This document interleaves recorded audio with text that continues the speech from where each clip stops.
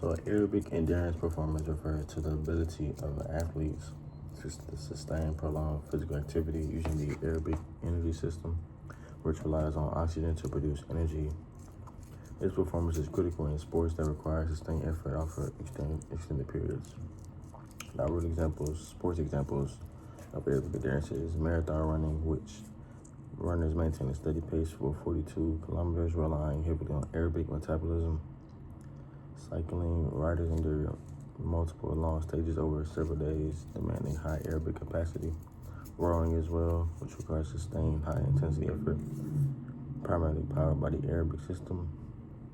Soccer players cover 10 to 13 kilometers in a 90-minute match, which aerobic endurance supporting constant movement and recovering between sprints. And lastly, at least triathlon, which combines swimming, cycling, and running, making aerobic endurance crucial across all segments. And the factors influencing aerobic endurance performance, which is VO2 max, which measures the maximum volume of oxygen an athlete can utilize during intense exercise.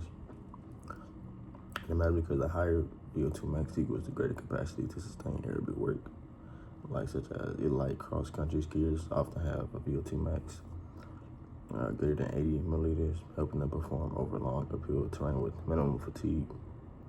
Lactate threshold, which the exercise intensity at which lactate starts to accumulate in the blood, and it matters because athletes with higher LT can perform at a higher percentage of their VO2 max without being fatigued as well. So in the long distance cycling, riders with a higher LT can sustain faster pace without burning out. Then you have running economy or movement economy of other sports. The oxygen cost of running at a given pace is more efficient. Athletes that uses less oxygen, and it matters because it allows athletes to conserve energy over long durations, such as in a marathon. Running, two athletes with the same VO2 max may perform very differently depending on who has a better running economy.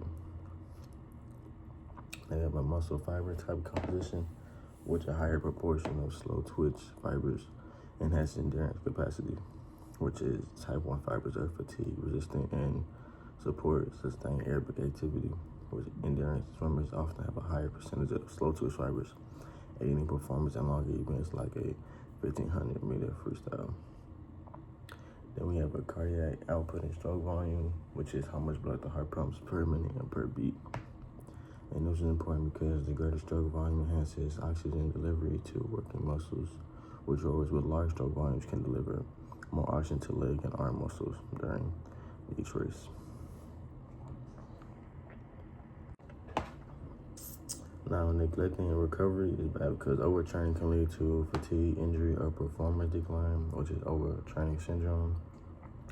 Example for that one would be a distance runner who trains hard every day without rest may plateau or suffer from persistent fatigue.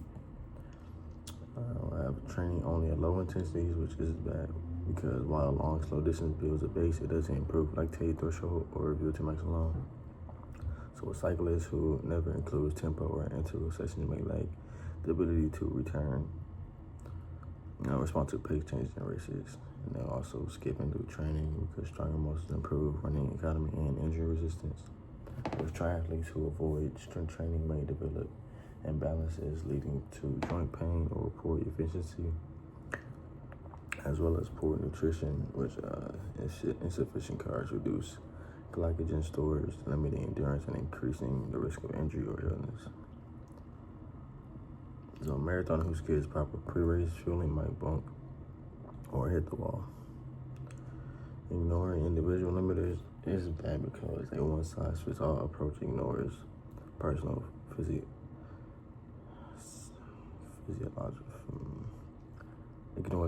physiological weaknesses.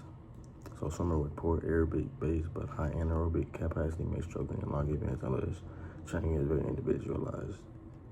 Inconsistent training, which aerobic fitness declines quickly with breaks or irregular training patterns. A soccer player who trains hard only during preseason but drops off mid-season will struggle to maintain performance. We have overemphasizing high-intensity training, which is too much HIIT workouts without aerobic base leads to a burnout and not endurance gains.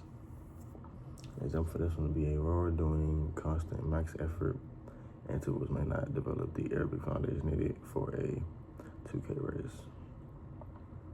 Next, we have not monitoring progress or using the correct data, which without tracking heart rate, pace, or perceived effort, athletes may train in the wrong zones. And a runner doing threshold workouts usually won't improve the lactate threshold too hard, and they risk overtraining. Environmental adaptation. Training at sea level won't prepare you for altitude or extreme heat races and mountain air. Heading to Kilimanjaro without altitude training risks severe fatigue due to poor oxygen efficiency. And then the last one we have expecting very quick results, and this is bad as well because the aerobic development takes months or years, not really days.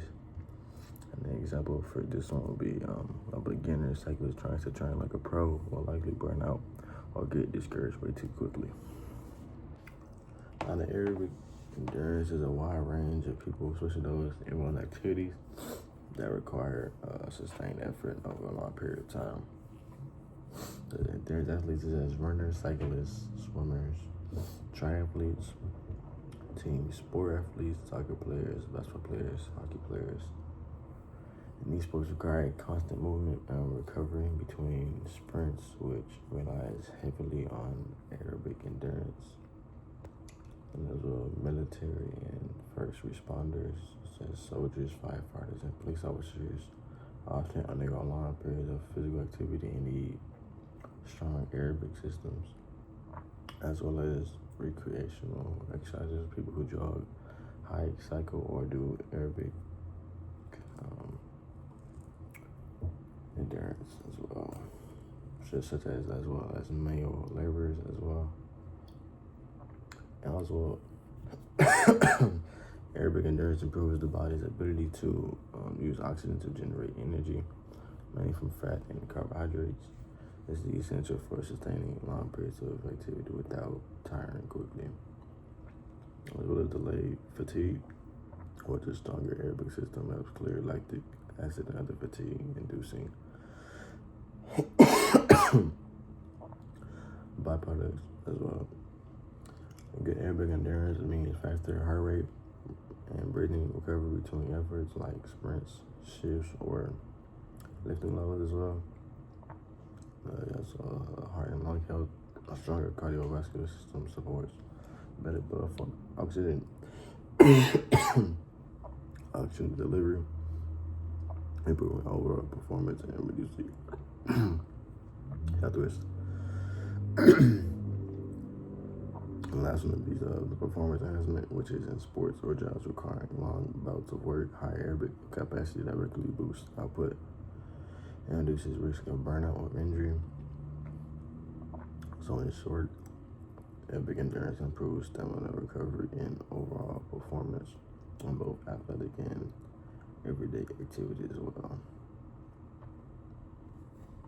as well as a faster recovery between and have a good aerobic endurance, meaning that the faster heart rate and breathing recovery between efforts, as well like sprints, shifts, or as well lifting loads as well. Now with this, basically what I just provided is a synthesis of well-established sports science principles, which are drawn from research and guidelines in exercise, physiology, endurance training, and elite coaching practice. While not quoted from a single source, is grounded in findings and concepts from respected authorities in the field, such as the American College of Sports Medicine, National Strength and Conditioning Association, scientific journals like Medicine and Science and Sports and Exercise, Journal of Applied Physiology, and European Journal of Sports Science. And the coaching literature by experts like such as Jack Daniels and Joe Friel, which Jack Daniels is the author of Daniels' Running Formula, and Joe Friel is the author of the Triathletes Training Bible. And with real-world applications from elite sports programs such as Olympic endurance training centers.